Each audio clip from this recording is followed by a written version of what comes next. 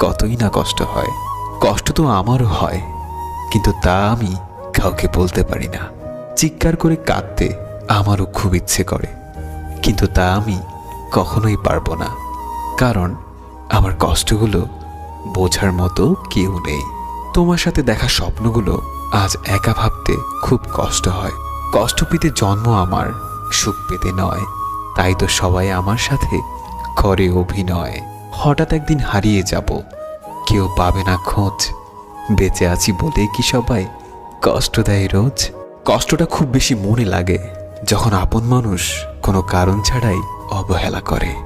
দিন শেষে কষ্টটা তারাই পায় যারা কাউকে মন থেকে সত্যিকার অর্থে ভালোবাসে। আর এটাই বাস্তবতা। বাস্তবতা কি জানেন? যারা হাসি খুশি থাকতে পছন্দ করে, কষ্টগুলো বারবার তাদের কাছেই ছুটে আসে। এটা ভাগ্যের নির্মম বাস্তবতা।